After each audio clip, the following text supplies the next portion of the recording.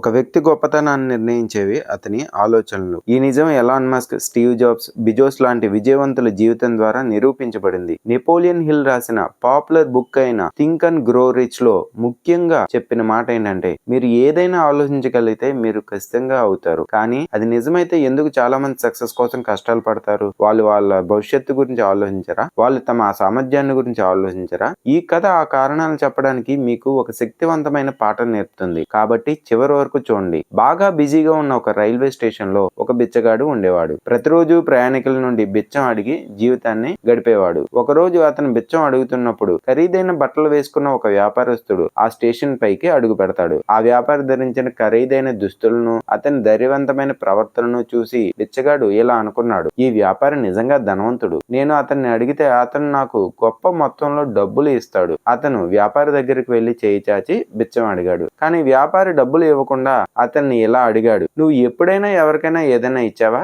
ఎప్పుడు కేవలం తీసుకుంటూనే ఉన్నావా?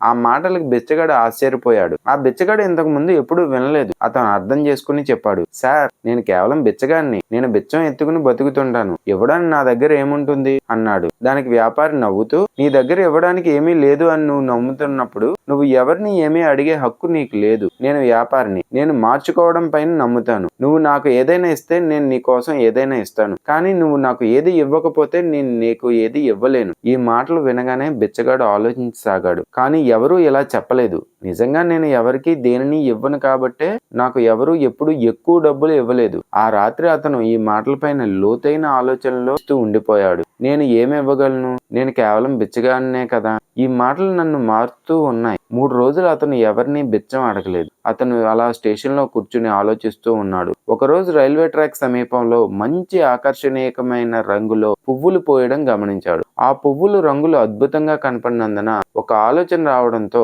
ఇలా అనుకున్నాడు, నా వద్ద దానం కోసం ఏమీ లేదు. నేను ఈ పువ్వులను కోసి నాకు డబ్బులు ఇచ్చిన వారికి ఇస్తే ఎలా ఉంటుంది అని ఆలోచించాడు. అతనికి ప్రతిసారి ధనం ఇచ్చినప్పుడు ఒక పువ్వు ఇవ్వడం మొదలుపెట్టాడు. ఆశ్చర్యంగా ప్రజలు సంతోషంగా పువ్వులు తీసుకుంటున్నారు. కొంతమంది చిరునవ్వులు చేసి ధనాన్ని అందించారు. రోజులు గడిచేటప్పుడు అతనికి ఒక విషయం అర్థమైంది. అతని దగ్గర ఎక్కువ పువ్వులు ఉన్నప్పుడు ఎక్కువ ధనం వచ్చేది. అతని దగ్గర పువ్వులు లేనప్పుడు ధనం సరిగ్గా వచ్చేది కాదు. ప్రజలు కూడా ఇచ్చేవారి నుండి అందుకోవటాన్ని ఇష్టపడతారు. ఒక రోజు రైల్లో ఆ వ్యాపారస్తుని బిచ్చగాడు మళ్ళీ చూశాడు. ఆ వ్యాపారస్తుడి దగ్గరకు వెళ్లి, సార్, నేను గుర్తున్నానా? ఈ రోజు నా దగ్గర మీకు ఇవ్వడానికి పువ్వులు ఉన్నాయి. మీరు డబ్బులు ఇచ్చినట్లయితే నేను మీకు పువ్వుల్ని ఇవ్వగలను అని చెప్పాడు. బిచ్చగాడికి ఆ వ్యాపారస్తుడు ఎంతో ఆనందంగా కొంత డబ్బులను ఇచ్చి, ఈ రోజు నువ్వు బిచ్చగాడివి కాదు. ఈ రోజు నువ్వు బిచ్చగాడివి కాదు. ఈ రోజు నువ్వు ఒక వ్యాపారస్తుడిగా మారావు అని ఒక మాట చెప్పాడు. ట్రైన్ ఆ తర్వాత స్టేషన్ ను చేరుకోవడంతో ఆ వ్యాపారస్తుడు లేచి వెళ్లిపోయాడు. ఆ వ్యాపారస్తుని అలానే బిచ్చగాడు చూస్తూ ఉండిపోయాడు. అతను చెప్పిన మాటని పదే పదే గుర్తు చేసుకున్నాడు. నిజంగా నేను వ్యాపారస్తున్నా, బిచ్చగాన్ని కాదా?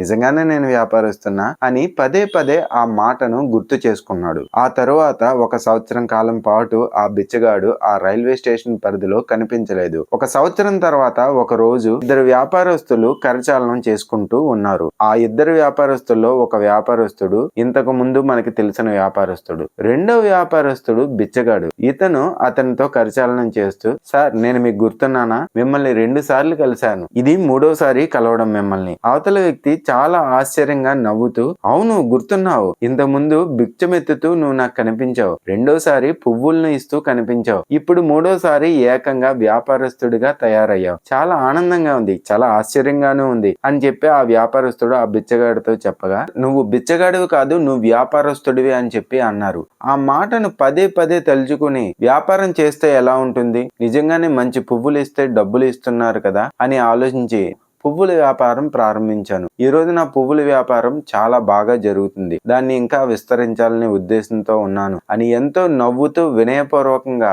అతనికి, ఆ వ్యాపారస్తుడికి బిచ్చగాడు చెప్పాడు. ఇద్దరూ సంతోషంతో అక్కడి నుండి వెళ్లిపోయారు. ఈ కథ నుండి మనం నేర్చుకోవాల్సిన విషయం, మనం ఏదైనా సరే మన మనసులో మనం ఏదైతే అనుకుంటామో చేస్తూ దాని మీద పట్టు సాధించి విజయం సాధించగలం.